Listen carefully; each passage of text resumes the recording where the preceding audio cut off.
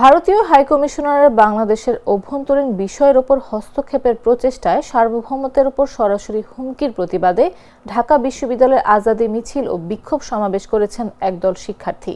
বুধবার রাত 10টায় আধিপত্যবাদ বিরোধী শিক্ষার্থীবৃন্দ ব্যানারে ঢাকা বিশ্ববিদ্যালয়ের মধুর ক্যান্টিন প্রাঙ্গণ থেকে তারা বিক্ষোভ মিছিল শুরু করেন। মিছিলটি বিশ্ববিদ্যালয়ের বিভিন্ন সড়ক প্রদক্ষিণ করে রাজু ভাস্কর্যের পাদদেশে যে সংক্ষিপ্ত সমাবেশে শেষ হয়। এ সময় আন্দোলনকারীরা দিল্লি না ঢাকা, ঢাকা ঢাকা, ভারত না বাংলাদেশ, বাংলাদেশ বাংলাদেশ, প্রণয় ভার্মার দুই গালে জুতা মারো তালে তালে, আধিপত্যবাদের বিরুদ্ধে ডাইরেক্ট অ্যাকশন সহ নানা স্লোগান দেয়।